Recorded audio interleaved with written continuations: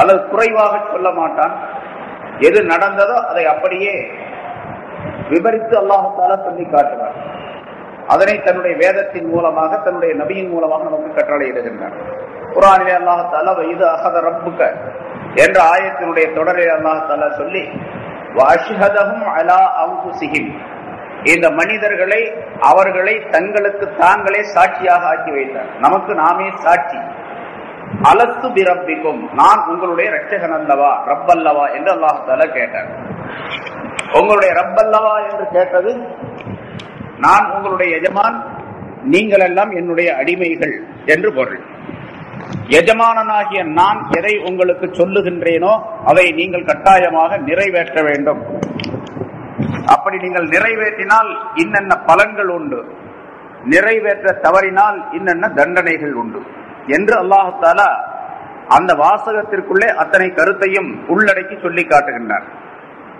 இதை காலு பலா, இந்த மனித இனம் அனைத்தும், அணுக்களாக இருந்த அவை அனைத்தும், ஆம் நீ எங்களுடைய இரட்சகன்தான், நீ எங்களுடைய ரப்பு தான், நாங்கள் எல்லாம் உன்னுடைய அடிமைதான் என்பதாக ஏற்றுக்கொண்டன. ஆனால் ஏற்றுக்கொண்ட இந்த மனிதர்கள் இந்த உலகத்திற்கு வந்த பின்னால், உலகத்திலே அவர்கள் உயிர்ப்பிக்கப்பட்ட பின்னால் அதனை மறந்துவிட்ட நிலைமையில் வாழ்ந்து கொண்டிருக்கின்றார்கள். அவர்கள் அறியாதவர்களாக, வரம்பு மீறியவர்களாக ஆகிவிட்டார்கள் என்பதையும் அல்லாஹ் தஆலா குர்ஆனிலே பல இடங்களிலே சொல்லி காட்டுகின்றார். இந்த அலஸ்து பிரப்பிக்கும், நான் உங்களுடைய ரப்பல்லவா என்று கேட்ட நிலை இருக்கின்றதே, அது அல்லாஹ் தஆலா மனித இனத்திற்கு சில பொறுப்புகளை, கடமைகளை ஏற்படுத்தினான். அந்த கடமைகளை ஏற்றுக்கொள்ள வேண்டும், சுமக்க வேண்டும், அதனை நிறைவேற்ற வேண்டும் என்பது அதனுடைய விளக்கமாகும். இதை அல்லாஹ் தஆலா வேறொரு இடத்திலே அல்லாஹ் தஆலா சொல்லும் பொழுது இப்படி சொல்லுகின்றான், இன்னா அரல்லல் அமானத அலஸ் ஸமாவாதி வல் அர்தி வல் ஜிபால். அமானிதம் என்று ஒரு பொறுப்பை, என்னென்னதை செய்ய வேண்டும், என்னென்ன காரியங்களை செய்யக்கூடாது, அதாவது ஏவல்கள், விலக்கல்கள், அம்ரு நஹி, அவாமிர் நவாஹி என்ற ஏவல் விலக்கல்களை அல்லாஹ் தஆலா தொகுத்து வைத்து, இவற்றை, இது ஒரு அமானிதம், இந்த அமானிதத்தை நீங்கள் ஏற்றுக்கொள்ள வேண்டும் என்பதாக மனிதர்களிடத்தில் அதை ஒப்படைப்பதற்கு முன்னதாக அல்லாஹ் தஆலா வானங்களிடத்தில் சொல்லி காட்டினான், பூமியிடத்தில் சொல்லி காட்டினான், எடுத்து காட்டினான், மலைகளிடத்தில் அவற்றை எடுத்து காட்டினான். ஃபஅபைன அன் யஹ்மில்னஹா, அவற்றை அவை ஏற்றுக்கொள்வதை விட்டு விலகி கொண்டன. வாஷ்ஃபக்ன மின்ஹா, அந்த கட்டளைகளின் மூலமாக அவை பயந்தன, இதை எங்களால் நிறைவேற்ற முடியாது என்று வானங்கள், பூமி, மலைகள் எல்லாம் பயந்தன, எல்லாம் விலகி கொண்டன. இப்ப மனிதனுக்கு முதலாவதாக அந்த கட்டளையை சொல்லுவதற்கு முன்னாலே அல்லாஹ் தஆலா வானங்களிடத்தில் சொல்லி காட்டினான். வானத்திடத்தில் எப்படி சொல்ல முடியும்? மனிதனுக்கு அறிவை கொடுத்திருக்கிறான், பகுத்தறியும் தன்மையை, அதன் மூலமாக அவன் விளங்கி செயல்பட முடியும். வானத்திடத்திலும் பூமியிடத்திலும் மலைகளிடத்திலும் போய் இந்த மாதிரி தொழுகணும், நோன்பு வைக்கணும் அப்படின்னு சொன்னா அவன் எப்படி செய்ய முடியும்? அப்படிங்கிறது பல்வேறு விளக்கங்கள் சொல்லப்பட்டு இருக்கின்றன. அதாவது இப்ப எப்படி மனிதர்களை அல்லாஹ் தஆலா பகுத்தறிவுடையவனாக படைத்திருக்கின்றானோ அதே தன்மையை உங்களுக்கும் கொடுக்கின்றேன் என்று அல்லாஹ் தஆலா சொன்னான். வானங்கள், பூமி, மலைகள் இவற்றுக்கெல்லாம் சொன்னான் என்று சில உலமாக்கள் விளக்கம் செய்கின்றார்கள். அல்லது இந்த கட்டளைகளை செய்யக்கூடிய நிலையை, ஆற்றலை அல்லாஹ் தஆலா அந்த பொருள்களுக்கு தந்து விடுவான், அதை ஏற்றுக்கொண்டார். ஆனால் ஏற்றுக்கொள்ள மறுத்தன, எங்களால் முடியாது முடியாது என்று அந்த வானங்கள், பூமி சொன்னது என்பது அல்லாஹ் தஆலாவுடைய சொல்லை மறுத்து சொல்லுவது என்பதல்ல, எங்களால் முடியாது என்பதாக பணிவாக தெரிவித்துக் கொண்டன என்று பொருள். அதற்கு வானங்களிடத்தில் சொல்லும்போது எங்களால் முடியாது அப்படின்னு சொல்ற வார்த்தையை பொறுத்து இருக்கு. அந்த வானங்களும் பூமியும் எப்படி சொன்னவென்றால், யா அல்லாஹ் எங்களால் அது முடியாது, நாங்கள் பலவீனமானவர்கள், உன்னுடைய கட்டளையை, உன்னுடைய ஒப்பந்தத்தை, உன்னுடைய வாக்குறுதியை, உன்னுடைய அமானிதத்தை நாங்கள் சரியாக நிறைவேற்ற முடியாது என்று பயந்து கொண்டு சொன்னன என்று அல்லாஹ் தஆலா விலகி கொண்டன. பிறகு அல்லாஹ் தஆலா மனிதனை உயிரினமாக படைத்த பொழுது, உயிர் அணுக்களாக படைத்த பொழுது, வானம் பூமியிடத்தில் சொல்லி காட்டிய அதே அமானிதத்தை நீங்கள் ஏற்றுக்கொள்ளுகிறீர்களா என்று கேட்டான். அல்லாஹ் தஆலா சொல்லுகின்றான், மனிதன் அதனை ஏற்றுக்கொண்டான், இன்சான் அதனை ஏற்றுக்கொண்டான். ஆனால் ஏற்றுக்கொண்ட இந்த இன்சான் அந்த முறைப்படிக்கு இந்த உலகத்திலே செய்தானா, அந்த ஒப்பந்தப்படி அந்த அமானிதத்தை நிறைவேற்றினானா என்றால் அதுதான் இல்லை. அதை அல்லாஹ் தஆலா சொல்லும் பொழுது இன்னஹு கான வலூமன் ஜஹூலா, அந்த மனிதன் அநியாயக்காரனாகவும் அறிவில்லாதவனாகவும் ஆகிவிட்டான் என்பதாக நம்மை பற்றி அல்லாஹ் தஆலா சொல்லி காட்டுகின்றார். ஒப்பந்தத்தை ஏற்றுக்கொண்டோம், உடன்படிக்கை ஏற்றுக்கொண்டோம், அமானிதத்தை ஒப்புக்கொண்டோம். ஆனால் அந்த அமானிதத்தை இந்த உலகத்திற்கு வந்த பின்னாலே நிறைவேற்றவில்லை. அதுல அநியாயக்காரனாக அறிவில்லாதவனாக, வலூமன் ஜஹூலா என்று சொன்னால், ஸாலிம் என்று சொன்னால் பிறருக்கு அநியாயம் செய்வது, லலூம் என்று சொன்னால் தனக்கு தானே அநியாயம் செய்து கொள்வது. இப்ப அல்லாஹ் தஆலாவுக்கும் நமக்கும் நடந்த அந்த உடன்படிக்கை இருக்கின்றது. அதிலே அதை இங்கே உலகத்திற்கு வந்த பின்னால் மனிதர்கள் நிறைவேற்றாவிட்டால் அது அடுத்தவருக்கு நஷ்டம் அல்ல, அவருக்குத்தான் நஷ்டம். தொழுகை, நோன்பு, ஜக்காத்து, ஹஜ்ஜு போன்ற கடமைகள், நல்ல காரியங்கள், தீய காரியங்களை விட்டு நீங்கி இருப்பது, இவற்றையெல்லாம் ஒரு மனிதன் கடைபிடிக்கவில்லை என்று சொன்னால் அது யாருக்கு நஷ்டம்? அவனுக்கே தான் நஷ்டம். தனக்குத்தானே நஷ்டத்தை உண்டாக்கி கொள்வது, தனக்குத்தானே அநியாயம் செய்து கொள்வது. வலூமன் என்று சொன்னால் தனக்குத்தானே அநியாயம் செய்து கொண்டவன். ஜஹூலன் என்று சொன்னால், ஜாஹில் என்று சொன்னால் அறியாதவன், வேறொன்றை அறியாதவன் அப்படின்னு அர்த்தம். ஒரு விஷயத்தை தெரியாதவனுக்கு பெயர் ஜாஹில், அறியாதவன். அறிந்தவனுக்கு எதிர்ப்பதம் அறியாதவன், ஒரு எதையுமே தெரியாதவன்.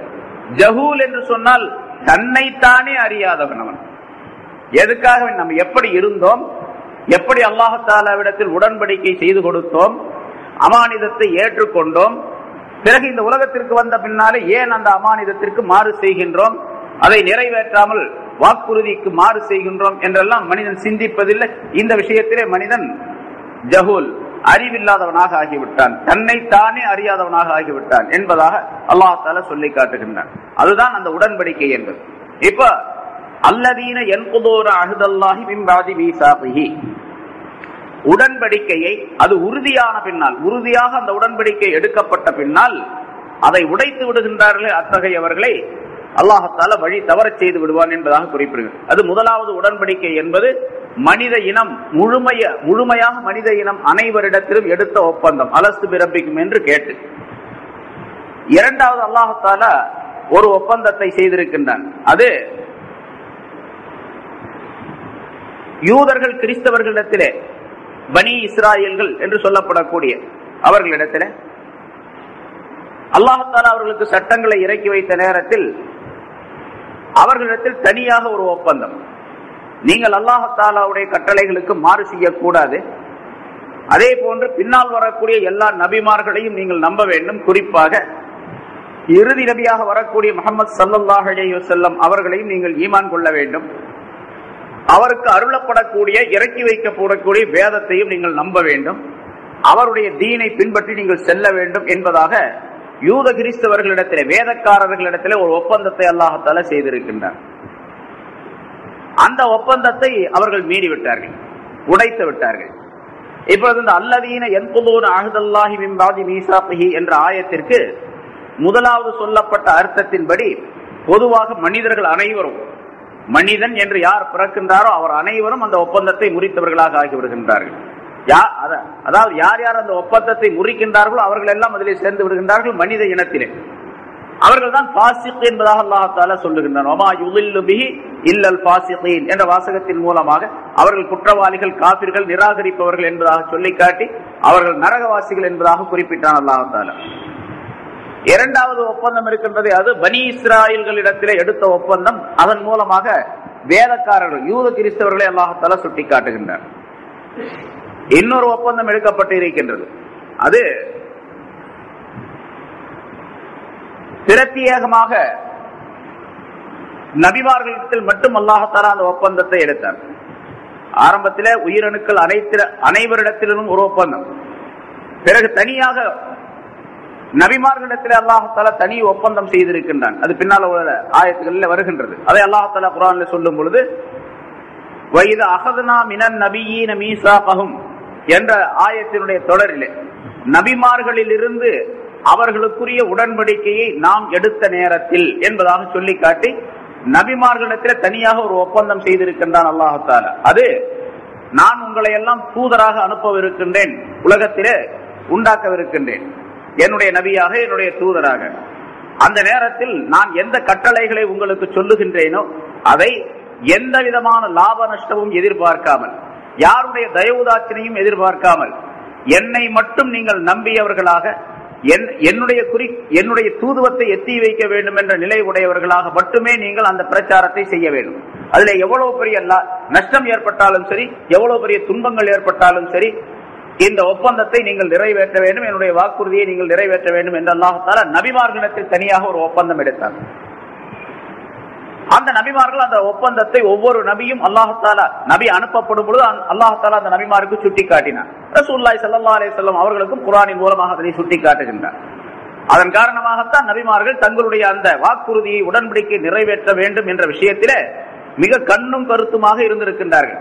இரவு பகலாக பாடுபட்டு இருக்கின்றார்கள். மிகப்பெரிய துன்பங்களை எல்லாம் அனுபவித்தார்கள்.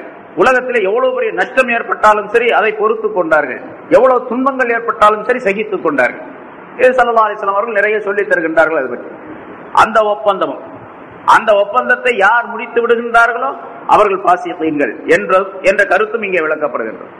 அதே போன்று மார்க்கத்தை கற்ற அறிஞர்களிடத்திலே, உலமாக்களிடத்திலே ஒரு ஒப்பந்தத்தை அல்லாஹ் தஆலா பனி இஸ்ராயேல்களுடைய விஷயத்தில் அல்லாஹ் தஆலா சொல்லி காட்டுகின்றார். அது இந்த உம்மத்தினருக்கும் பொருத்தமானது. வயது அகதல்லாஹு மீசாகல்லதீன ஊத்துல் கிதாப லதுபய்யினுன்னஹு லின்னாஸி வலா தக்துமூனஹு என்ற ஆயத்தின் மூலமாக அதை தெரியப்படுத்துகின்றார்.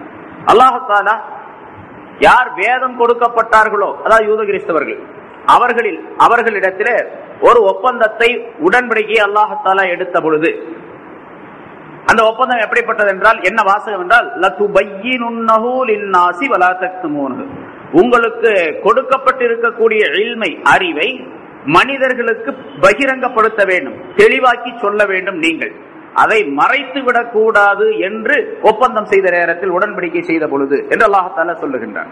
இது பனி இஸ்ராயேல்களிலே உலமாக்களிடத்திலே செய்த ஒப்பந்தம். அதே ஒப்பந்தம் இந்த உம்மத்தில் உள்ள உலமாக்களுக்கும் உண்டு. மற்ற மனிதர்களை விட மற்ற மனிதர்களுக்குரிய ஒப்பந்தங்கள் உடன்படிக்கையும் இவர்களுக்கு உண்டு. அது அல்லாமல் பிரத்யேகமான ஒப்பந்தம். இவர்கள் எதை கற்றுக்கொண்டார்களோ, வேதத்தை, நபியினுடைய சொல்லை, அல்லாஹ் தஆலாவுடைய கட்டளைகளை, ஏவல் விலக்கல்களை எதை கற்றுக்கொண்டார்களோ அதை மக்களுக்கு விளக்கமாக அதை சொல்லியாக வேண்டும். அதை மறைக்க கூடாது. உலகத்தினுடைய லாபத்திற்காக வேண்டி அல்லது ஏதேனும் நஷ்டம் ஏற்பட்டுவிடும் என்று பயந்ததற்காக வேண்டி அதை மறைப்பாரையானால் அவர் கடுமையான குற்றவாளியாக ஆக்கப்படுவார். அவர் நரகத்தினுடைய தண்டனைக்கு உள்ளானவராக ஆக்கப்படுவார். ஸல்லல்லாஹு அலைஹி வஸல்லம் அவர்கள் சொல்லுகின்றார்கள், மன் கத்தம இல்மன், எவர் ஒருவர் ஒரு இல்மை படித்து, ஒரு அறிவை படித்து, மார்க்கத்தினுடைய சட்டத்தை படித்துக் கொண்ட பின்னால் அதை மக்களிடத்தில் மறைத்து விடுவாரேயானால், உல்ஜிம பிலிஜாமின் நார், நரகத்தினுடைய கடிவாளம் அவருக்கு அணிவிக்கப்படும் என்று ஸல்லல்லாஹு அலைஹி வஸல்லம் சொல்லுகின்றார். கற்றுக்கொண்ட இல்மை உலகத்தினுடைய லாப நஷ்டத்திற்காக வேண்டி, அடுத்தவரை பயந்தோ அல்லது வேறு விதமான லாபத்திற்காக வேண்டிய, நஷ்டத்திற்காக வேண்டிய, அதை சொன்னா இவருக்கு ஏதாச்சும் கஷ்டம் ஏற்படும், நஷ்டம் ஏற்பட்டுவிடும், வரக்கூடிய வருமானம் கிடைக்காது என்று பயம், அல்லது அவர்கள் பெரிய மனிதர்கள், ரொம்ப அந்தஸ்து உள்ளவர்கள், அதனால் அவங்க முன்னால் இந்த சட்டத்தை சொல்ல முடியாது என்று மனிதர்களை பயந்து அதை சொல்லாமல் மறைத்து விடுவாரே, ஆனால் அவர் நரகத்தினுடைய கடிவாளம் விடப்படுவார் என்று ஸல்லல்லாஹு அலைஹி வஸல்லம் அவர்கள் சொல்லி காட்டுகின்றார்கள். இதுவும் ஒரு ஒப்பந்தம். உலமாக்கள் அந்த ஒப்பந்தத்தை காப்பாற்ற வேண்டும், அதை முறிக்க கூடாது என்பதையும் அல்லாஹ் தஆலா இதிலே சொல்லி காட்டுகின்றார். இங்கே ஒப்பந்தத்தை முறிக்கக்கூடியவர்கள் யார் என்று சொன்னால் அவர்கள் பாசிகீன்கள். பாசிகீன்கள் என்று சொன்னால் காஃபிரீன்கள், அல்லாஹ்வுடைய சட்டத்தை நிராகரிக்கக்கூடியவர்கள். அவர்களுக்கு நரகம் உண்டு, தண்டனை உண்டு என்பதை அல்லாஹ் தஆலா சொல்லி காட்டுகின்றார். மேலும் அவர்கள் எப்படிப்பட்டவர்கள் என்றால், வயக்தாஊன மா அமரல்லாஹு பிஹி அன் யூஸல, சேர்க்கப்பட வேண்டும், இணைக்கப்பட வேண்டும் என்று எதை கொண்டு அல்லாஹ் கட்டளையிட்டு இருக்கின்றானோ அந்த ஒன்றை துண்டித்து விடுவார்கள். அதாவது சேர்ந்து வாழ வேண்டும் என்று சொன்னதை சேராமல் விட்டு விடுவார்கள். அல்லாஹ் தஆலா மனிதனை படைத்து அவன் தனிமையாக வாழ வேண்டும் என்பதை சட்டமாக ஆக்கவில்லை. எந்த மனிதனும் தனித்து வாழக்கூடாது. நான் என் இஷ்டத்துக்கு நான் தனித்து வாழ, யாரோட சேர மாட்டேன் என்று ஒரு முஸ்லிமான மனிதன் சொன்னா அந்த மனிதன் மிகப்பெரிய குற்றவாளி. என் போக்குல என்ன விட்டுருங்க, நான் யாருக்கும் தொந்தரவு செய்ய மாட்டேன், யாருக்கும் லாபமும் தர மாட்டேன், நான் யாருக்கும் பலன் தர்றதும் கிடையாது, யாருக்கும் தொந்தரவு தர்றது கிடையாது, என்ன தனியா விட்டுருங்க அப்படின்னு ஒரு ஆள் சொல்ற ஒரு முஸ்லீம் என்று சொன்னா அவர் குற்றவாளி. ஏனென்று சொன்னால் ஒரு முஸ்லிமான மனிதன் தான் மட்டும் வாழ்ந்தால் போதாது, பிறரையும் வாழ வைக்க வேண்டும், பிறரோடு சேர்ந்து வாழ வேண்டும். சேர்ந்து வாழ்வதிலே யார் யாரை எப்படியெல்லாம் சேர்ந்து வாழ வேண்டும் என்பதற்கு அல்லாஹ் தஆலா சுருக்கமான விளக்கம் சொல்லுகின்றான். அதை ஸல்லல்லாஹு அலைஹி வஸல்லம் அவர்கள் விரித்து சொல்லி காட்டுகின்றார்கள். தங்களுடைய வாழ்க்கையிலே அதை நடைமுறைப்படுத்தி காட்டியிருக்கிறார்கள் ரசூலுல்லாஹி ஸல்லல்லாஹு அலைஹி வஸல்லம் அவர்கள். அதை அல்லாஹ் தஆலா இங்கே சொல்லுகின்றான். இந்த குற்றவாளிகள், அல்லாஹ் தஆலாவுடைய தண்டனைக்குரியவர்கள், ஃபாசிகீன்கள் என்பவர்கள் யார் என்றால், சேர்க்கப்பட வேண்டும் என்று அல்லாஹ் தஆலா எதை கட்டளையிட்டிருக்கின்றானோ அதை முறித்து விடுவார்கள், துண்டித்து விடுவார்கள். அல்லாஹ் தஆலா எதை சேர்க்க வேண்டும், சேர்ந்து வாழ வேண்டும் என்று கட்டளையிட்டு இருக்கின்றான்? உறவினர்களை சேர்ந்து வாழ வேண்டும், சொந்தக்காரர்களை சேர்ந்து வாழ வேண்டும். மிக நெருக்கமானவர்கள் அவர்களுக்கு ரஹம் என்பதாக சொல்லப்படும். அதாவது மிக நெருங்கிய தொடர்புள்ளவர்கள், நெருங்கிய தொடர்புள்ளவர்கள், இனபந்துக்கள். அடுத்தது கொஞ்சம் தூரமான உறவினர்கள். இவர்கள் அனைவரையும் சேர்ந்து வாழ வேண்டும். அதிலே ஒரு மனிதன் தன்னுடைய பெற்றோர்கள் அவர்களிடத்தில் சேர்ந்து வாழ வேண்டும். தன்னுடைய சொந்தக்காரர்கள், சகோதரர்கள், குடல்வாய் ஜனங்கள் என்பதாக சொல்லப்படும், தமிழ்ல சொல்றது. அதாவது ரொம்ப நெருக்கமான உறவுடையவர்கள், அவர்களுக்கு அர்ஹாம் என்பதாக சொல்லப்படும். குர்ஆன்ல அல்லாஹ் தஆலா சொல்லி காட்டுகின்றான். இரத்த பந்தத்துவம் உள்ளவர்கள், இரத்த தொடர்பு உள்ளவர்கள், இரத்த கலப்பு உள்ளவர்கள் என்பதாக சொல்லப்படும். இவர்களிடத்தில் ரொம்ப அதிகமாக அவர்களுடைய கடமைகளை நிறைவேற்ற வேண்டும், அவர்களை சேர்ந்து வாழ வேண்டும். பிறகு கொஞ்சம் தூரமாக இருக்கக்கூடிய உறவினர்கள். அதே போன்று மனிதன் தன்னுடைய மனைவி மக்கள், மனைவி கணவனை சார்ந்து வாழ்வது, கணவன் மனைவியை சார்ந்து வாழ்வது, சேர்ந்து வாழ்வது, மக்களை சேர்ந்து வாழ்வது. அதே போன்று பக்கத்து வீட்டுக்காரர்களோடு இணங்கி வாழ்வது, சேர்ந்து வாழ்வது,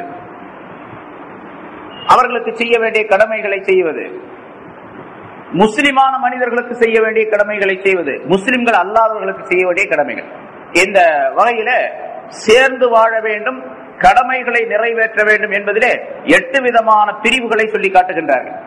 8 விதமான பிரிவுகள். அதாவது ஒரு மனிதன் பிற மனிதனை சேர்ந்து வாழுதல், அவருக்குரிய கடமைகளை உரிமைகளை கொடுத்து வாழுதல் அப்படிங்கிறது. ஹுகூகுல் வாலிதைன், பெற்றோர்களுக்குரிய கடமைகளை செய்தல். ஹுகூகுல் அக்ரிபா, உறவினர்களுக்குரிய கடமைகளை செய்தல்.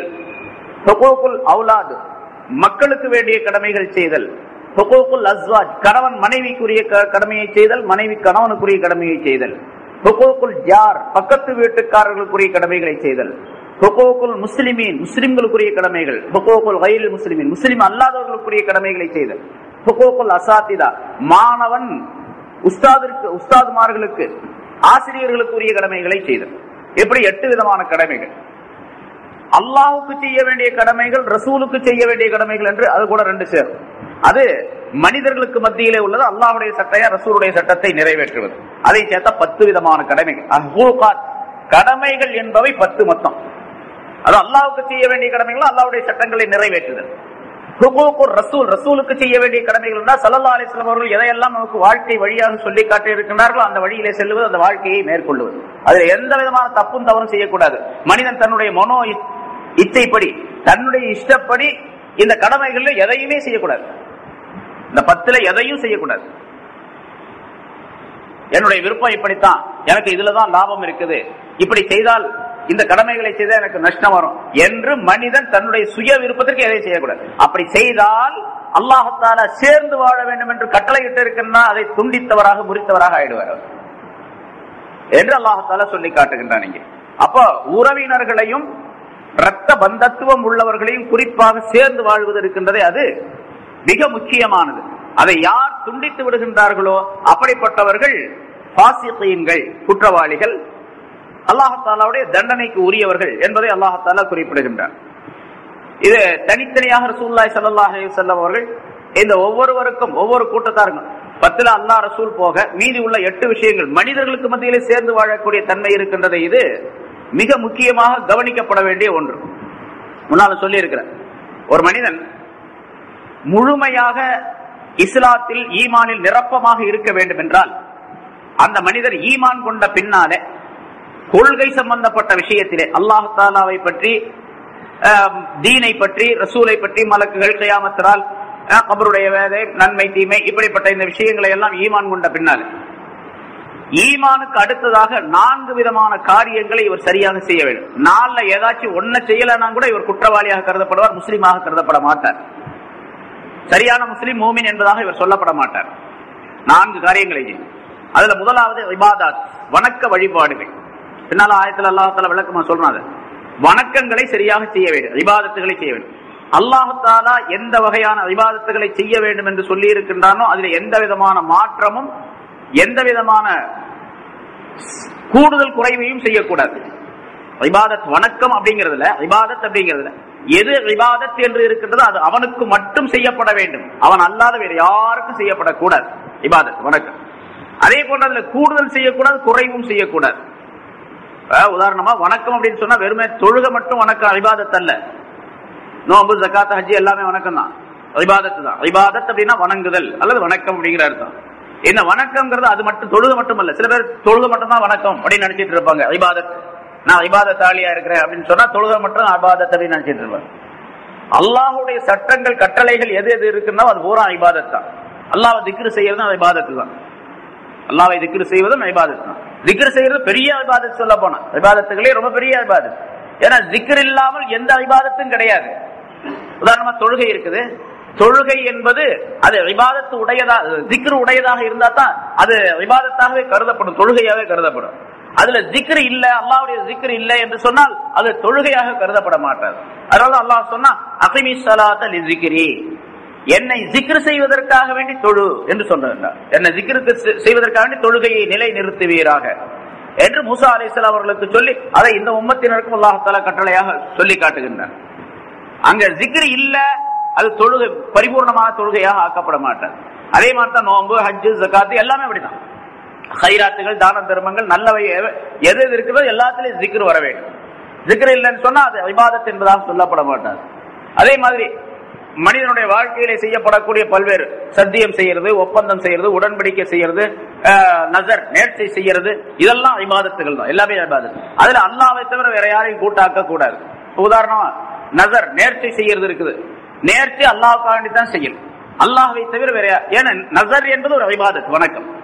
இபாதத் என்பது அல்லாஹ்வை தவிர வேற யாருக்கும் செய்யக்கூடாது. முன்னால இய்யாக நஅபுது அப்படிங்கிற அந்த ஆயத்துக்கு விளக்கம் சொல்லும் போது இது சொல்லி இருக்கிறது. இய்யாக நஅபுது, உன்னையே வணங்குகின்றோம் அப்படின்னு சொன்னா நேர்ச்சை செய்யறது உனக்காக செய்யறது. இந்த உலகத்துல வேற எந்த நபிமாருக்கோ எந்த வலிமாருக்கோ அதை செய்யக்கூடாது. நாகூர் ஆண்டவருக்காக நான் இந்த ஆட்டை நேர்ந்து விட்டுறேன் அப்படின்னு சொன்னா அது ஷிர்காச்சு. நாகூர் ஆண்டவருக்காக வேண்டி நான் இவ்வளவு தர்மம் செய்யறேன் அப்படின்னு சொன்னா அது ஷிர்காச்சு. நாகூர் ஆண்டவருக்காக வேண்டி நான் ஜிக்ர் செய்யறேன் அப்படின்னு சொன்னா ஷிர்க். அது ஜிக்ர் என்பது அல்லாஹ்வுக்கு தான் செய்யணும். சில தவறான தரீகாக்கள், ஷேக்மார்கள் இருக்கிறாங்க, அல்லாஹ்வை தவிர வேறு மனிதர்களை திக்ர் செய்யறது. இப்ப ரசூலுல்லாஹ்வுடைய பேரை முஹம்மத் முஹம்மத் முஹம்மத் அப்படின்னு திக்ர் செய்யக்கூடிய ஒரு தரீகா இருக்குது. நம்ம நாட்டுல, தமிழ்நாட்டுல, மெட்ராஸ்ல நிறைய இருக்குது. ரசூலுல்லாஹ்வுடைய பேரை முஹம்மத் முஹம்மத், அல்லாஹ் அல்லாஹ் அல்லாஹ் எப்படி திக்ர் செய்யறோமோ அது மாதிரி முஹம்மத் முஹம்மத் முஹம்மது திக்ர் செய்யறது, இது ஷிர்க். இன்னும் சில பேர் கௌசுல் ஆலம் முஹியுத்தீன் அப்துல் காரி ஜீலானி அவங்க ஜிக்ர் செய்ய யா கௌஸ் யா முஹியுத்தீன் அப்துல் காரி ஜீலானி எப்படி 1000 தடவை சொல்றது. இது எவ்வளவு பெரிய ஷிர்க். ஜிக்ர் அல்லாஹ்வுக்கே சொன்னோம். ஜிக்ர் என்பது இபாதத். இபாதத்தை அல்லாஹ்வை தவிர வேற யாருக்கும் செய்யக்கூடாது. இப்ப அல்லாஹ்வுடைய கடமைகளை செய்யறதுனா இபாதத்தை வேற யாருக்கும் செய்யக்கூடாது. அதே மாதிரி ரசூலுல்லாஹி ஸல்லல்லாஹு அலைஹி வஸல்லம் அதுல நிறைய பின்னால வரும், இடையில வரும்போது சொல்லுவோம். ஸல்லல்லாஹு அலைஹி வஸல்லம் அவர்களுக்குரிய கடமைகளை மனிதன் செய்ய வேண்டும் அப்படின்னு சொன்னா ரசூலுல்லாஹி ஸல்லல்லாஹு அலைஹி வஸல்லம் அவர்கள் எந்த சுன்னத்தான முறைகளை மனிதர்களுக்கு தந்தார்களோ அதை அப்படியே கடைபிடிக்க வேண்டும். அதுல எந்த விதமான மாற்றமும் செய்யக்கூடாது. அதுல மாற்றம் செஞ்சாரு, அதுல தவறு செய்தவராக குற்றவாளியாக கருதப்படுவார். எல்லா விஷயங்களிலும் மனிதனுக்கு அது மனதிற்கு பிடிக்காவிட்டாலும் அதை செஞ்சு ஆகணும். நமக்கு பிடிக்காது, ஆனா ரசூலுல்லாஹி ஸல்லல்லாஹு அலைஹி வஸல்லம் சொல்லி இருக்கிறாங்க, அதுக்காக வேண்டிய கட்டாயம் செஞ்சேன். மனிதனுக்கு பிடிக்காது அப்படின்னு சொன்னா இவன் இந்த உலகத்தினுடைய ஆசாபாசங்களின் காரணமாக அது பிடிக்கல அப்படின்னு நினைச்சிட்டு இருக்கிறான். உடை அணிகிறது, நடை உடை பாவனைகள். ஸல்லல்லாஹு அலைஹி வஸல்லம் அவர்கள் இப்படித்தான் உடை அணிய வேண்டும் அப்படின்னு சொல்லியிருக்கிறாங்க. ஆண்களுக்கென்று தனி உடை, பெண்களுக்கென்று தனி உடை. உடை அணிதல் அப்படிங்கிறதுல ஆண்களுக்கு ஒரு உடை, பெண்களுக்கு ஒரு உடை. ஆணுடைய டிரெஸ் பெண் போடக்கூடாது, பெண்ணுடைய டிரெஸ் ஆண் போடக்கூடாது. ஸல்லல்லாஹு அலைஹி வஸல்லம் அவர்கள் சொல்லுகின்றார்கள், லானல்லாஹு, அதாவது ஆணுடைய உடையை போடக்கூடிய பெண்களையும் பெண்ணுடைய உடையை அணியக்கூடிய ஆண்களையும் அல்லாஹ் தஆலா சபிக்கின்றான். இன்னொரு ஹதீஸ்ல அல்லாஹ்வும் சபிக்கின்றான், அல்லாஹ்வுடைய ரசூலும் சபிக்கின்றார்கள். அதாவது அல்லாஹ்வுடைய சாபம் ஏற்படுவது என்பது மிக பயங்கரமான வேதனை, தண்டனை. அது தண்டனைக்குரிய விஷயம். இப்ப நம்ம பாக்குற நாட்டுல மற்ற மனிதர்களை காப்பியடித்து அவர்களை போன்று நடை உடைகளை ஆக்கிக் கொள்ள வேண்டும் என்று விரும்பி செயல்படக்கூடிய பல முஸ்லிம்களை நாம் பார்க்கிறோம். பெண்களுடைய உடைய ஆண் போட்டுக்கிறார், ஆண்களுடைய பொம்பளைங்க போட்டுக்கிறாங்க. இது ரசூலுல்லாஹி ஸல்லல்லாஹு அலைஹி வஸல்லம் அவருடைய ஹுகூகாத்தில் நம்ம தவறு செய்கின்றோம், அவர்களுடைய கட்டளைகளுக்கு மாறு செய்கின்றோம், அவர்களுக்கு செய்ய வேண்டிய கடமைகளில் குற்றம் இழைக்கின்றோம் என்பதாக பொருளாகும். அதற்கு கடுமையான தண்டனை உண்டு, கடுமையான தண்டனை உண்டு. விளையாட்டுக்கு கூட அதை செய்யக்கூடாது. இப்படி ஆணுடைய ட்ரெஸ் பெண்ணு போடுறது, பெண்ணுடைய ட்ரெஸ். ஒருத்தர் நாடகத்தில் நடிக்கிறாரு, ஸ்கூல்ல நம்ம பிள்ளைங்களை எத்தனையோ ஸ்கூல்கள் அது மாதிரி இருக்கு, அந்த டிராமா அங்க நடக்குது. அந்த காட்சிக்காக வேண்டி ஒரு ஆண் குழந்தை பெண் குழந்தையுடைய வேஷம் போட்டுக்கிறது, பெண் குழந்தை ஆண் குழந்தையுடைய வேஷம் போட்டுக்கிறது, அல்லது ஆண் குழந்தை பெண் குழந்தைகள் அடுத்த கவுமுடைய ஒரு ஸ்கூல்ல படிக்கக்கூடிய நேரத்துல கடவுள் மாதிரி, அப்புறம் அந்த இது மாதிரி அது மாதிரி மிருகம் மாதிரி, இந்த மாதிரி மாறு வேஷங்கள் போடுவது குற்றம். மாறு வேஷங்கள் போடக்கூடாது. மனுஷனாத்தான் இருக்கணுமே, மனுஷன் மிருகமா மாறக்கூடாது. மனிதன் மனிதனாகத்தான் இருக்கணுமே, மனிதன் தெய்வமாக மாற முடியாது. மனிதன் தெய்வமாக மாறலாம் அப்படிங்கிறான், அது இஸ்லாத்துடைய கொள்கை இல்ல, அது இஸ்லாத்துக்கு நேர் மாறான கொள்கை. மனிதன் என்பவன் தெய்வமாகலாம் அப்படிங்கிறான். மனிதன் தெய்வமாக முடியாது. தெய்வம் வேற, மனுஷன் வேற. இப்ப இந்த மாதிரி உள்ள விஷயங்களை எல்லாம் ரசூலுல்லாஹி ஸல்லல்லாஹு அலைஹி வஸல்லம் அவர்கள் எதை சொல்லி இருக்கின்றார்களோ அதை கேட்கணும், கண்டிப்பா அதை கடைபிடிக்க வேண்டும். இது ஹுகூக்குர் ரசூல், ரசூலுக்கு செய்ய வேண்டிய கடமை. அதே மாதிரி தாடி வைக்கிறது, உடை அணிகிறது, நடை உடை பாவனைகள் அப்படின்னு சுருக்கமா சொல்லப்படும். நம்முடைய நடைமுறைகள், உடை அணிதல், பாவனைகள்னா அந்த போக்குகள் எப்படியெல்லாம் இருக்க வேண்டும், எப்படியெல்லாம் நம்முடைய உடல் அமைப்புகளை வைத்துக் கொள்ள வேண்டும், நடைமுறைகள் இருக்க வேண்டும் என்று சொல்லி இருக்கின்றார்களா, அந்த முறைகளிலே ரசூலுல்லாஹி ஸல்லல்லாஹு அலைஹி வஸல்லம் அவர்களை பின்பற்றுவது. அதே போன்று பெற்றோர்களுக்கு செய்ய வேண்டிய ஹுகூக்குல் வாலிதை, பெற்றோருக்கு செய்ய வேண்டிய கடமைகள் ஏராளமாக இருக்கின்ற, ஒன்று ரெண்டு அல்ல. பின்னால இன்ஷா அல்லாஹ் தஆலா சொல்லக்கூடிய ஒரு ஆயத்தில் அதனுடைய விளக்கங்கள் வரும். பெற்றோர்களுக்கு, தாய்க்கு தந்தைக்கும் செய்ய வேண்டிய கடமைகள் ஸல்லல்லாஹு அலைஹி வஸல்லம் நிறைய ஏராளமாக சொல்லி காட்டுகின்றார்கள். ஒரு மனிதன் தாய்க்கும் தந்தைக்கும் கடமையை சரியா செய்யல, அவரு அல்லாஹ்வுடைய கடமைகள், அல்லாஹ்வுடைய வணக்க வழிபாடுகள், ரசூலுக்கு கட்டுப்பட்டு நடக்கிறது எல்லாத்தையும் ஒழுங்கா செய்யறாரு. வணக்கங்கள்லாம் இபாதத்தெல்லாம் நல்லா இருக்கு, ரசூலுல்லாஹி ஸல்லல்லாஹு அலைஹி வஸல்லத்துடைய வாழ்க்கை வழிமுறையை கடைபிடிக்கிறாரு. ஆனா பெற்றோர்களுக்கு கட்டுப்பட்டு நடக்கிறதே இல்லை, அவர்களை மன நோவினைப்படுத்துகின்றார், வேதனைப்படுத்துகின்றார். அவங்களுடைய திருப்தியை இவர் பெறல அப்படின்னு சொன்னா இவருக்கு அந்த அல்லாஹ் ரசூலுடைய கட்டளைகளை செய்வதன் மூலமாக எந்த லாபமும் கிடையாது. அதுக்கு ஏதாவது நன்மைகள் தரப்படும் என்று இருந்தாலும் கூட அது ரொம்ப நாளைக்கு பின்னால்தான் அவருக்கு கிடைக்கும். அதை ஸல்லல்லாஹு அலைஹி வஸல்லம் சுருக்கமாக சொன்னார்கள், ரிலர் ரப்பி ஃபீ ரிலல் வாலித், ரப்புடைய பொருத்தம் தந்தையுடைய பொருத்தத்தில் இருக்கின்றது. சகத்துர் ரப்பி ஃபீ சகத்தில் வாலித், ரப்புடைய கோபம் தந்தையுடைய கோபத்தில் இருக்கின்றது. சுருக்கமான, இதை விட விளக்கம் தேவையில்லை. இது மாதிரி நிறைய ஹதீஸ்கள் ஸல்லல்லாஹு அலைஹி வஸல்லம் சொல்றாங்க. எல்லா ஹதீஸ்களுடைய சாரமும் உள்ளடக்கப்பட்ட ஒரு சின்ன ஹதீஸ் இது. தந்தை மக்களின் மீது பொருத்தம் உடையவராக, திருப்தி உடையவராக இருந்தால்தான் ரப்பு பொருந்தி கொள்ளுவார். இவர் எவ்வளவு பெரிய ஆபிதாக இருந்தாலும் சரி, எவ்வளவு பெரிய வலியுள்ளவா இருந்தாலும் சரி, நபியா இருந்தாலும் சரி, தந்தை தாயும் பொருந்தி கொள்ளவில்லை என்று சொன்னா ரப்பு பொருந்தி கொள்ள மாட்டான். தந்தையும் தாயும் கோபமா இருக்கிறாங்கன்னா அல்லாஹ் கோபம். அவர் எவ்வளவு பெரிய வலியுள்ளவா இருந்தாலும் சரி, அந்த கோபத்திற்கு இலக்கானவராக ஆகக்கூடிய நிலையை அல்லாஹ்தாலா ஏற்படுத்திடுவோம். அது உலகத்திலே காட்டிடுவோம் அல்லாஹ்தாலா. அதே மாதிரி அந்த பெற்றோர்களுக்கு மனம் கோணாமல் நடந்து கொள்ள வேண்டும். அவர்களுடைய மனம் வருத்தப்படும்படியாக எந்த ஒரு சின்ன காரியத்தையும் செய்து விடக்கூடாது. அவங்களுடைய இஷ்டத்துக்கு தான் செய்யணும் எதையும். அப்படி செய்தால்தான் அதுல நன்மை உண்டு. வெளித்தோற்றத்துல முதலாவதாக பார்க்கும் பொழுது அது நமக்கு கஷ்டமா தெரியுது. மகனுக்கு பொண்ணு பேசுறாங்க, இந்த பொண்ணு தான்ப்பா நீ கட்டிக்கணும் அப்படின்னு தாயும் தாப்பன்னு சேர்ந்து முடிவு பண்ணி சொல்றாங்க. இல்ல அந்த பொண்ணு எனக்கு வேண்டியது இல்லை, எனக்கு அப்படி சிகப்பா இருக்கணும், நெட்டையா இருக்கணும், குட்டையா இருக்கணும், படிச்சவளா இருக்கணும், அப்படிலாம் எப்படியா நிபந்தனை போடுறாங்க பசங்க. இப்ப இந்த காலத்துல அப்படித்தான் நடக்குது. என்ன, எனக்கு நான் தான், எனக்கு வயசு சரியான வயசாயிருச்சு, பருவ வயசாயிருச்சு, சிந்திக்கக்கூடிய திறமை இருக்குது, நான் படிச்சுட்டேன், பெரிய உத்தியோகம் பாக்குறேன், எனக்கு சுயமா சிந்திக்கக்கூடிய சிந்தனை இருக்கும்போது நீங்க என்ன எனக்கு பொண்ணு பாக்குறது அப்படின்னு சொல்றான். இப்ப மகன் தாப்பனார்ட்டையும் தாயார்ட்டையும், நானே என் பொண்ணை பாத்துக்கிறேன், எனக்கு வேண்டிய பொண்ணை நானே பாத்துக்கிறேன் அப்படின்னு சொல்லி.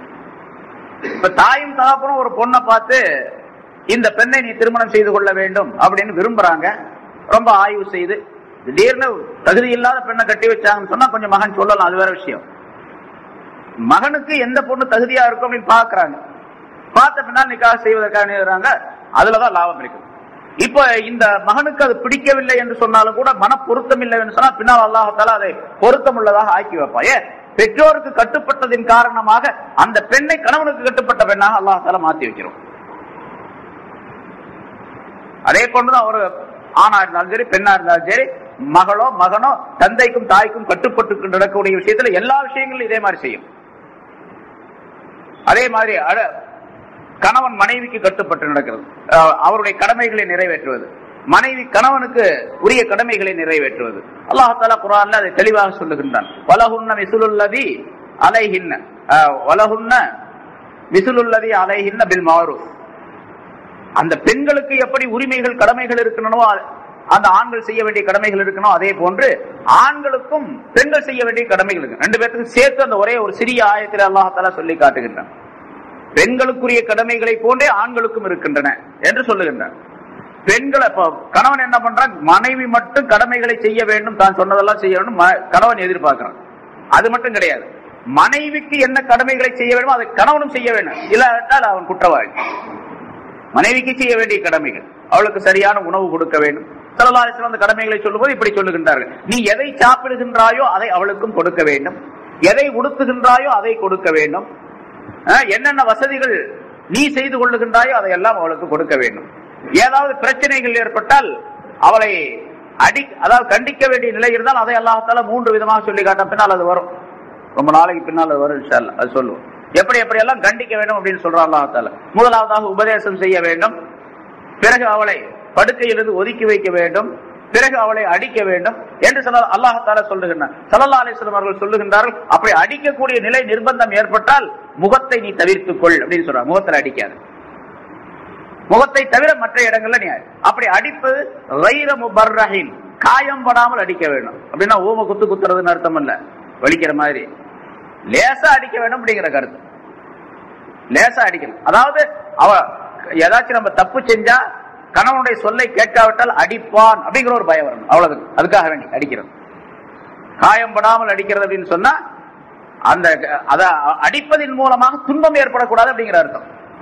ஒருத்தன் காயம் படாம அடிக்கணுங்கிற ஹதீஸை வச்சுக்கிட்டு வேகமா குத்துற, காயமே படுறதே கிடையாது, ஆனா அடி பலமான அடி, 10 நாளைக்கு எந்திரிக்கவே முடியாது. அந்த மாதிரி இருந்துச்சுன்னு சொன்னா அதுவும் அதனாலதான் அதுக்கு விளக்கம் சொல்லக்கூடிய உலமாக்கள் சொல்லுகின்றார்கள், துன்பம் ஏற்படாமல் இருக்கக்கூடிய அடி. அதுக்கு இப்னு அப்பாஸ் ரலியல்லாஹு தஆலா அவர்கள் சொல்றாங்க, ஒரு துணியை மேல கிடக்கக்கூடிய துண்டு இருக்குல்ல, துணியை முறுக்கிக்கிட்டு அதை லேசா அடிக்கணும். அப்படி அடிச்சா யாரும் பயப்படுவாங்க? இப்போ துணியை முறுக்கிக்கிட்டு அப்படி அடிக்கிறது அப்படி. அல்லது ஒரு சின்ன குச்சியின் மூலமாக லேசா, அந்த விளக்கு மாத்து குச்சி இருக்கு பாருங்க, தொடப்ப குச்சி, அது மாதிரி குச்சியில அப்படி லேசா அடிக்கிறது, அதுதான் அடிய கைர முபர்ரஹ் அப்படிங்கிறதுக்கு விளக்கம் என்றெல்லாம் சொல்லப்பட்டிருக்கு.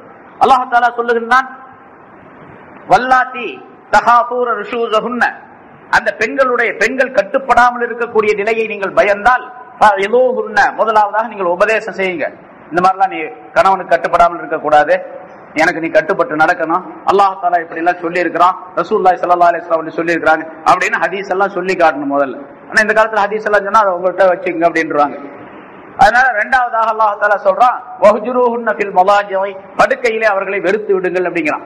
2 பேரும் ஒன்னா படுக்காதீங்க அப்படிங்கிறார். ஒன்னா படுக்காதீங்க அப்படிங்கிற அர்த்தம் அல்லவா? இப்னு அப்பாஸ் ரலியல்லாஹு தஆலா அன்ஹு ரயீஸ் முஃபஸ்ஸிர், விளக்க உரையாளர்களிலே முதன்மையானவர்கள் இப்னு அப்பாஸ் ரலியல்லாஹு தஆலா ஸல்லல்லாஹு அலைஹி வஸல்லம் அவருடைய பிரத்யேகமான துஆவை பெற்றவர். அவங்க சொல்றாங்க, ஐயு வல்லியஹா லஹரஹு ஃபில் மல்ஜஇ, அதாவது படுக்கையில 2 பேரும் ஒன்னா தான் படுக்கணும், அவ முகத்துக்கு நேராக முகம் வச்சு படுக்காம முதுக காட்டிக்கிட்டு படுக்கணுமா? அதே எப்படி சும்மா இருக்க முடியுமா? முதுக காட்டிக்கிட்டு படுக்கணும். ஐ வல்லியஹா லஹரோ, இவனுடைய முதுகை அவளுக்கு காட்டிக்கிட்டு படுக்கணும், திருப்பிட்டு படுத்துக்கணும். ஒரே படுக்கையில தான் எப்பவும் போல, ஆனா அவள்கிட்ட பேசக்கூடாது, பேசாம முதுக காட்டிக்கிட்டு படுத்துக்கணும் அப்படின்னு விளக்கம் சொல்றாங்க. அந்த வஹ்ஜுருஹுன்ன ஃபில் மலாஜி அப்படிங்கிறது படுக்கையில வெறுக்கிறது அப்படின்னு சொன்னா பாய்த்தலான்ல சொல்லிட்டு பள்ளியாசலுக்கு போயிருதுன்னு அர்த்தம் இல்ல. வீட்டுல தான் படுக்கணும், ஒரே பாயில தான் படுக்கணும், அவளோட பேசக்கூடாது, உடல் உறவு கொள்ளக்கூடாது அப்படின்னு சொல்லுவோம். இன்னும் சில பேர் சொல்றாங்க, இமாம் ஷாஃபி ரஹ்மத்துல்லாஹி போன்றவங்க சொல்றாங்க, இல்ல உடல் உறவு கொள்றதெல்லாம் தடுக்க கூடாது, அதை செய்யணும், ஆனா பேசக்கூடாது, கொஞ்சம் கண்டிஷனா இருக்கணும், கொஞ்சம் கோபமா இருக்க முடியும், ஒரு மாதிரி முறைப்பா அப்படின்னு மாதிரி, அது மாதிரி சில விஷயங்களை சொல்றாங்க. அதுக்கும் சரியா வரல அவ, மூணாவது கட்டம் வலுரிபூஹுன்ன, அந்த பெண்களை அடியுங்கள். அந்த அடியுங்களுக்கு தான் ஸல்லல்லாஹு அலைஹி வஸல்லம் முகத்தை தவிர்த்துக் கொள்ளுங்கள், காயம்படாமல் அடியுங்கள், லேசாக அடியுங்கள் அப்படின்லாம் சொல்றாங்க. இதுக்கு சரியா வந்துட்டா கண்டிப்பா சரியா வந்துருவாங்க அப்படிங்கிற நம்பிக்கை அல்லாஹ் தஆலா சொல்றான். அப்ப வலுரிபூஹுன்ன ஃபில் வலுரிபூஹுன்ன ஃபைன் அதானகும் ஃபலா தது அலைஹின்ன சபீலா. இந்த மூன்று விஷயங்கள் ஏதாவது ஒண்ணுல கட்டுப்பட்டு வந்துட்டா அதுக்கு மேல நீங்க வரம்பு மீறாதீர்கள். அந்த பெண்ணை அதிகமா நீ முதல்ல நேத்தே இந்த மாதிரி பண்ணல, இன்னைக்கு என்ன நீ வந்து என்கிட்ட இது பண்ற அப்படின்லாம் சொல்லக்கூடாது. மூணாவது நாள் சரியா வந்துட்டா, 2 நாள் கொஞ்சம் கிசு புரிஞ்சு 3வது நாள் சரியா வந்துட்டானா சரி அப்படின்னு பேசாம விட்டுறணும். திரும்ப திரும்ப முன்னாள் நடந்த விஷயங்கள்லாம் சொல்லிட்டு இருக்க கூடாது. என்ன திருப்பி சொல்லிட்டே இருக்கிறீங்க, இனிமேல் பேச மாட்டேன், அவ போயிடுவா. அப்புறம் இவர் பின்னால போகணும். அதனால அதெல்லாம் சொல்லக்கூடாது. அதோட உற்றன் முடிச்சுக்கணும். பையன் அத்தானக்கும் பலா தபு அலைஹின்ன சபீலா. சரி, அப்படியே ஒத்து வரல 2 பேத்துக்கும், இந்த மாதிரி உபதேசம் அது எதுவுமே சரியா வரல, அடிச்சு பார்த்துட்டா ஒன்னும் நடக்கல, அடிக்க ரொம்ப பந்து மேல எவ்விக்கிட்டே போகுது அப்படின்னு வச்சுங்க. அப்ப என்ன பண்றதுன்னு கேட்டா அல்லாஹ் தஆலா அடுத்த அந்த ஆயத்துல சொல்ற, பின்னால வல்முஹ்சனாத்துல அது வருது. அவளுடைய தரப்புல இருந்து ஒரு ஹக்கம், ஒரு நீதியாளரையும், மாப்பிள்ளையோட தரப்புல இருந்து ஒரு நீதியாளரையும் கூப்பிட்டு 2 பேரும் சமாதான பேச்சுக்களை நடத்தணும். எப்படி 2 பேரும் ஒத்து வாழ்றதுக்குள்ள முறைகளை செய்யணும். அந்த பேச்சுல சரியா வரல அப்படின்னு சொன்னா அப்புறம் 2 பேரும் கட் பண்ணிக்க, தலாக் சொல்லிட வேண்டியது என்று அல்லாஹ் தஆலா இத்தனையும் சொல்லுகின்றான். முதல்ல வந்து உபதேசம் செய்யணும், அதுக்கு பின்னால படுக்கையில வெறுக்கணும், அப்புறம் லேசா அடிக்கணும், அதுக்கு பிறகு சமாதான பேச்சுகள் நடக்கணும். அதுலயும் சரியா வரலன்னா பிரியணும். இப்ப எடுத்த உடனே ஏதாச்சும் டீ போட்டு வா, சுடுதண்ணி வச்சுட்டா வரல அப்படின்னு சொன்னா நீ தலாக் அப்படின்னு சொல்லிட்டு போயிடும். அதாவது சட்டங்கள் தெரியாதனால, அல்லாஹ்வுடைய பயம் இல்லாதனால, ஹுக்கூகாத்துகள் என்ன செய்யணுமோ, மனைவிக்கு என்ன செய்யணும், கணவனுக்கு என்ன செய்யணும் அப்படிங்கிறது தெரியாதனால வரக்கூடிய பிரச்சனை. சரி, அப்படியே கணவன் மனைவிக்கு செய்ய வேண்டிய கடமை இதெல்லாம் வந்து அந்த சேர்ந்து வாழ வேண்டும் என்று அல்லாஹ் தஆலா கட்டளையிட்டானே அதுல சேர்ந்தது. இதே போல நிறைய இருக்குது. ஹுக்கூக்குல் ஜார், பக்கத்து வீட்டுக்காரர்களுக்கு செய்ய வேண்டிய கடமைகள், உஸ்தாதுகளுக்கு செய்ய வேண்டிய கடமைகள், எஜமானுக்கு அதாவது முதலாளிக்கு தொழிலாளி செய்ய வேண்டிய கடமைகள், தொழிலாளிக்கு முதலாளி செய்ய வேண்டிய கடமைகள். ஒரு முதலாளிட்ட வேலை பாக்குறாங்க, வேலைக்காரவங்க தான் எப்பவுமே நமக்கு வேலை செஞ்சுட்டு இருக்கு அப்படின்னு முதலாளி நினைக்க கூடாது. முதலாளியா இருக்கக்கூடிய ஒரு எஜமானா இருக்கக்கூடிய ஒரு தொழிலாளிக்கு என்ன கடமைகளை செய்ய வேணும் அப்படிங்கிறதுக்கு ஒரு சட்டம் இருக்கின்றது. ஸல்லல்லாஹு அலைஹி வஸல்லம் சொல்லி தருகின்றார்கள். ஒருத்தர் தன்னுடைய அடிமையை அடித்துக் கொண்டிருந்தார். ஒரு எஜமான் தன்னுடைய அடிமையை அடித்துக் கொண்டிருந்தார். ரசூலுல்லாஹி ஸல்லல்லாஹு அலைஹி வஸல்லம் அந்த பக்கம் போனவங்க அடிச்சுட்டு இருக்கிறத பார்த்த உடனே அவர் அதட்டினாங்க. அபூ மஸ்ஊத் என்று அவருடைய பேரு. இந்த அடிமையுடைய விஷயத்துல சத்தம் போட்ட உடனே திரும்பி பார்த்தா ரசூலுல்லாஹி ஸல்லல்லாஹு அலைஹி வஸல்லம் நிக்கிறாங்க. அப்படி அடிச்சவர் அப்படின்னு நிறுத்திட்டார். இவருடைய விஷயத்துல நீ அல்லாஹ்வை பயந்து கொள்வாயாக, இவர் மீது உனக்கு எவ்வளவு உரிமை இருக்கின்றதோ அதே போன்று அல்லாஹ்வுக்கு உன் மீது உரிமை இருக்கின்றது. நீ எப்படி அடிக்கிறாய் அது மாதிரி அல்லாஹ் ஒன்ன அடிக்க முடியும் என்று ஸல்லல்லாஹு அலைஹி வஸல்லம் சொன்னாங்க. அதனால அடிமையுடைய விஷயத்தில் நீ ஜாக்கிரதையாக இருந்து கொள் என்பதாக சொன்ன பொழுது, யா ரசூலல்லாஹ், நான் அல்லாஹ்வுக்காக இந்த அடிமை உரிமை விட்டுறேன். அவருக்கு எவ்வளவு பக்தி இருந்திருக்கும். அப்போ ரசூலுல்லாஹி ஸல்லல்லாஹு அலைஹி வஸல்லம் சஹபத் அவருடைய சகவாசம் இருந்ததின் காரணமாகவும் அல்லாஹ்வுடைய பக்தி நிறைந்திருந்ததின் காரணம், தக்வா நிறைந்ததன் காரணமாக உடனே அந்த அடிமை உரிமை விட்டுட்டார். இது ஒரு முதலாளி அடிமைகளுக்கு, தன்னுடைய தொழிலாளிகளுக்கு செய்ய வேண்டிய, தனக்கு கீழே வேலை பார்க்கக்கூடியவர்களுக்கு செய்ய வேண்டிய கடமைகள். அவருக்கு சரியாக சம்பளம் கொடுக்க வேண்டும், சரியாக உணவு கொடுக்க வேண்டும், எவ்வளவு நேரம் வேலை என்று பேசப்பட்டு இருக்கின்றது அவ்வளவு நேரம் வேலை வாங்க, அதுக்கு மேல வேலை வாங்கக்கூடாது. அவரா விருப்பப்பட்டு செஞ்சாருன்னா அது வேற விஷயம். இவரா நிர்பந்தம் பண்ணி வாங்குவது முறையல். அது அவருடைய கடமையை, அவருடைய உரிமையை பறிப்பதாக ஆகும். இப்படி எல்லாம் எஜமானர் அடிமைகளுக்கு, வேலைக்காரர்களுக்கு செய்ய வேண்டிய கடமைகள் இருக்கின்றன. ஏதாவது அந்த வேலைக்காரர்கள் செய்ய வேண்டிய வேலைகளிலே பலுவான வேலையை இவர் கொடுத்து விட்டால், ஸல்லல்லாஹு அலைஹி வஸல்லம் அவர்கள் அதெல்லாம் செஞ்சு காட்டி இருக்கிறாங்க. பலுவான வேலையை கொடுத்து விட்டா இவர் சேர்ந்து அதுக்கு உதவி செய்யும். ஒரு பெரிய பண்டல் இருக்குது, ஒரு பெரிய மூட்டை இருக்குது, அதை தூக்க சொல்றாரு. அந்த வேலைக்காரரால் அதை தூக்க முடியல என்று இருந்தா இவர் போய் சேர்ந்து தூக்கணும். நான் முதலாளி, நீ என்ன சொல்றேன்னு தூக்க மாட்டேங்கிறேன், இன்னொரு ஆளா கூட்டு வா அப்படின்னு சொல்லக்கூடாது. இவர் சேர்ந்து தூக்கணும். ஸல்லல்லாஹு அலைஹி வஸல்லம் அவர்கள் செய்து இருக்கின்றார்கள்.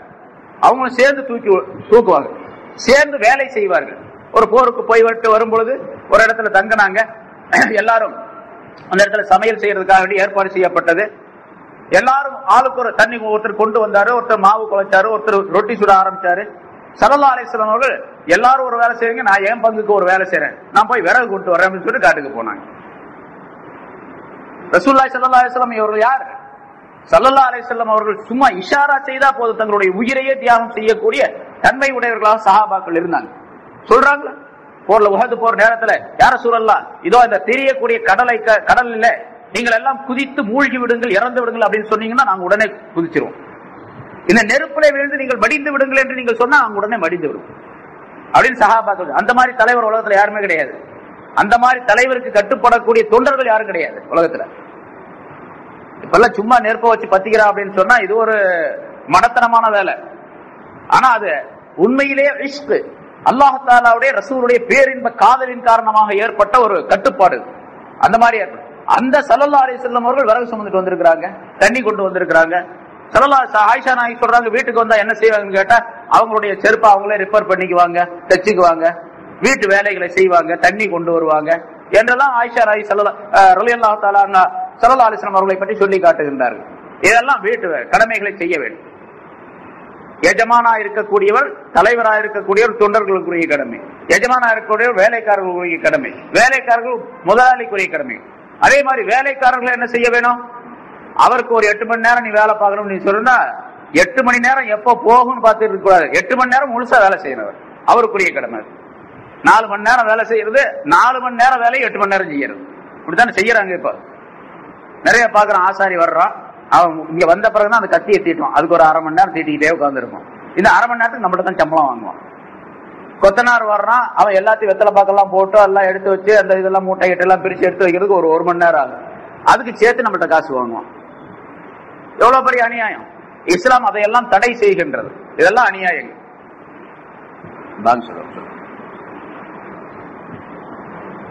யாரிடத்தில் சேர்ந்து வாழ வேண்டும் என்று கட்டளையிட்டு இருக்கின்றானோ அதை யார் முறிக்கின்றார்களோ, உடைத்து விடுகின்றார்களோ அப்படிப்பட்டவர்கள் குற்றவாளிகள் என்பதை அல்லாஹ் இங்கே குறிப்பிடுகின்றார். சொல்லப்பட்ட இந்த 10 ஹுக்கூகாத்துகள், கடமைகள், அதை கட்டாயமாக ஒரு முஸ்லிம் நிறைவேற்ற வேண்டும். இங்கே அல்லாஹ் தஆலா சொல்லும்போது ஐ யூஸல, சேர்க்கப்பட வேண்டும் என்று அல்லாஹ் தஆலா எதை கட்டளையிட்டானோ அதை முறித்து விடுகின்றார்கள்.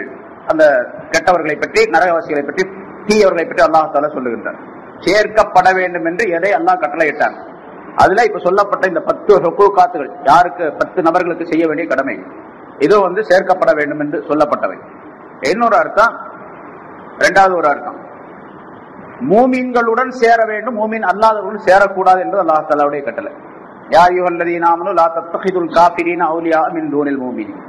ஈமான் கொண்டவர்களே, நீங்கள் மூமின்களை தவிர காபிர்களை உங்களுக்கு நண்பர்களாக ஆக்கிக் கொள்ள வேண்டாம் என்று அல்லாஹ் தஆலா ஒரு ஆயத்துல சொல்றோம். யா அய்யுஹல்லதீன ஆமனூ லா தத்தகிது பிதானத்தம் மின் தூனிக்கும் என்று ஒரு இடத்துல சொல்றோம். உங்களை தவிர, அதாவது மூமின்களை தவிர வேற யாரையும் உங்களுக்கு நெருங்கிய நண்பர்களாக ஆக்கிக் கொள்ள வேண்டாம். உங்களுக்கு பிஏ, பர்சனல் அசிஸ்டன்டாக இருக்கக்கூடிய ஒரு நபராக நீங்கள் உங்கள் அல்லாதவரை வேற யாரையும் ஆக்கிக் கொள்ள வேண்டும். அதுல பலவிதமான தீமைகள் ஏற்படுகின்றது. அது பின்னால் ஆயத்துல வரும், அதுக்கு விளக்கம் சொல்லுங்க. அந்த மாதிரி மூமின்களை மட்டும் நமக்கு நெருங்கிய நண்பர்களாக ஆக்கிக் கொள்ள வேண்டும். அதனால காபிர்களோடு மற்ற இனத்தாரோடு சேர்ந்து வாழக்கூடாது அப்படிங்கிற அர்த்தம் அல்ல. மனிதன் என்ற அடிப்படையில் மனித தன்மையோடு அவர்களிடத்தில் பழக வேண்டும். அவங்க நோய் வந்துச்சு விசாரிக்கிறது, இறந்து போயிட்டாங்க போய் பார்க்கறது, துன்பப்பட்டார்கள் உதவி செய்யறது, பொருள் வேண்டும் உதவி செய்யறது, இதெல்லாம் செய்யலாம். இது மனித தன்மையுடைய அடிப்படையில் செய்யக்கூடிய விஷயங்கள். மூமின்களை போன்று நேசத்தோடு, மன நெருக்கத்தோடு, அதாவது கல்வில பாசத்தோடு இருக்கக்கூடிய நிலை மூமின்கள் தவிர வேற யாரிடத்துல இருக்கக்கூடாது. இது சஹாபாக்களுடைய தன்மை என்று அல்லாஹ் தஆலா குர்ஆன்ல சொல்லி காட்டுகிறான். ஒரு இடத்தில் ருஹமாஉ பைனஹும், தங்களுக்கு மத்தியிலே அவர்கள் பாசமுள்ளவர்களாக இருப்பார்கள். மற்றவர்களிடத்தில் அவர்கள் கொஞ்சம் கடுமையானவர்கள், அஷித்தாஉ அலல் குஃபார், குஃபார்கள் மீது அவர்கள் ரொம்ப கடுமையானவர்களாக இருப்பார்கள். ஆனா மனித தன்மையோடு நடந்து கொள்ளக்கூடிய விஷயத்துல அவர்கள் உபகாரம் செய்வார்கள். அது நிறைய சம்பவங்கள் சொல்லப்பட்டிருக்கின்றன. இதுவும் சேர்ந்து வாழ வேண்டும் என்று அல்லாஹ் தஆலா கட்டளையிட்டது. மூமின்களோடு சேர்ந்து வாழ வேண்டும். இன்னொரு மூன்றாவது ஒரு அர்த்தம், அந்த யூசல, ஐ யூசல, சேர்க்கப்பட வேண்டும் என்று அல்லாஹ் தஆலா எதை கட்டளையிட்டு இருக்கின்றன அப்படின்னு சொன்னா, நீங்களே மூமின்களே நீங்கள் உங்களிலே ஒருவருக்கொருவர் சேர்ந்து வாழுங்கள், அதாவது ஒற்றுமையா இருங்கள். வாத்தஸிமு பிஹப்லில்லாஹ், அல்லாஹ்வுடைய கயிற்றை நீங்கள் பற்றி பிடியுங்கள் என்று அல்லாஹ் தஆலா சொல்லுகின்றான். அது அல்லாஹ் தஆலாவுடைய குர்ஆன். அல்லாஹ் சொன்ன ஒற்றுமையான தன்மை, இதை பற்றி பிடியுங்கள் என்று பொருள். உங்களுக்கு மத்தியிலே நீங்கள் சண்டை சச்சரவுகளை ஏற்படுத்திக் கொண்டு பிரிந்து விடக்கூடாது. இப்ப உங்களுக்கு மத்தியிலேயே நீங்கள் மூமின்களுக்கு மத்தியிலே சேர்ந்து வாழ வேண்டும் என்று அல்லாஹ் தஆலா கட்டளை இட்டிருக்கின்றார். நீங்கள் தனாசு, அதாவது கருத்து வேறுபாடு கொண்டு ஒருவருக்கொருவர் பிரிந்து வாழக்கூடிய சூழ்நிலையை நீங்கள் உருவாக்கி கொள்ளக்கூடாது. என்ற இந்த 3 விதமான கருத்துக்களை, அதாவது அன்யூசல மா அமரல்லாஹு பிஹி அன்யூசல, சேர்க்கப்பட வேண்டும் என்று அல்லாஹ் தஆலா எதை கட்டளையிட்டு இருக்கின்றானோ என்று சொன்னால், முன்னால் சொல்லப்பட்ட அந்த 10 ஹுகூகாத்துகள், கடமைகளை, உரிமைகளை சேர்ந்து வாழ வேண்டும் என்பது ஒன்று. இரண்டாவது, மூமின்களிடத்திலே நீங்கள் சேர்ந்து வாழ வேண்டும் என்பது ஒன்று. உங்களுக்கு மத்தியிலே நீங்கள் சேர்ந்து வாழ வேண்டும் என்பது ஒன்று. இதை யார் துண்டிக்கின்றார்களோ அப்படிப்பட்டவர்கள் பாசிகீன்கள், காஃபிரீன்கள், நரகத்திற்குரியவர்கள், தண்டனைக்குரியவர்கள் என்பதாக அல்லாஹ் தஆலா சொல்லி, அது மாதிரி மூமினான மனிதர்கள் இருந்துவிடக் கூடாது என்று அல்லாஹ் எச்சரிக்கை செய்கின்றான். மேலும் அந்த குற்றவாளிகள், பாசிகீன்கள், அல்லாஹ் வழி தவற செய்யக்கூடியவர்கள், அந்த மனிதர்கள் எப்படி இருப்பார்கள் என்றால், வயுஃப்ஸிதூன ஃபில் அர்த், பூமியிலே அவர்கள் குழப்பம் செய்பவர்களாக இருப்பார்கள். இந்த பாவங்களின் காரணமாக, குஃபரின் காரணமாக, யார் யார் குஃபர் உடையவர்களாக இருக்கின்றார்களோ அவர்கள் எல்லாம் பூமியிலே குழப்பம் செய்யும். குஃபரின் காரணமாகவே குழப்பம் ஏற்படும். வெளித்தோற்றத்தில் அவர்களை பார்த்தா அவர் ரொம்ப நல்ல மனுஷன் அப்படின்னு நம்ம சில பேரை சொல்றோம் பாருங்க. அவர் குஃபர் உடையவராக இருப்பதே குழப்பம் தான், ஃபசாது தான். குஃபர் உடையவராக இருப்பதே ஃபசாது. பூமியிலே குழப்பம் உடையவர்களாக அவர்கள் இருப்பார்கள், குழப்பம் செய்வார்கள். ஏன்னு கேட்டா, அசலிலேயே அல்லாஹ் தஆலாவுடைய அஹ்து, அந்த ஒப்பந்தத்தை, உடன்படிக்கை அவர்கள் முறித்து விட்டார்கள் இந்த உலகத்தில். அதன் காரணமாக குழப்பவாதிகளாக அவர்கள் ஆகிவிடுகின்றனர். அத்தகையோர் நஷ்டவாளர்கள், ஆகிரத்திலே நஷ்டவாளர்கள். இந்த உலகத்தில் லாபம் கிடைக்கலாம், ஆகிரத்தில் அவர்கள் நஷ்டவாளர்கள். அல்லாஹ் தஆலாவுடைய கட்டளைகளுக்கு மாறு செய்வதன் காரணமாக, அவனிடத்தில் செய்த ஒப்பந்தம், உடன்படிக்கையை முறித்து விட்டதின் காரணமாக அவர்கள் மிகப்பெரிய நஷ்டவாளர்கள். இந்த உலகத்திலே ஈமானின் மூலமாக அல்லாஹ் தஆலா தன்னுடைய கட்டளைகளை கொடுத்து ஒரு வியாபாரத்தை நமக்கு தந்திருக்கின்றான். அந்த வியாபாரத்தில் தோல்வியுற்றவர்கள் நஷ்டவாளர்கள். அவர்களுக்கு அந்த நஷ்டத்தினுடைய விளைவு கியாமத் நாள் ஆகிரத்தில் அவர்களுக்கு தரப்படும். அந்த நஷ்டம் நிரந்தரமாக அவர்களுக்கு இருக்கும் என்பதை அல்லாஹ் தஆலா உலாயிக ஹுமுல் காஸ், அவர்கள்தான் நஷ்டவாளர்கள், வெற்றியாளர்கள் அல்ல, லாபம் பெறக்கூடியவர்கள் அல்ல என்பதாக அல்லாஹ் தஆலா சுட்டிக்காட்டுகின்றான்.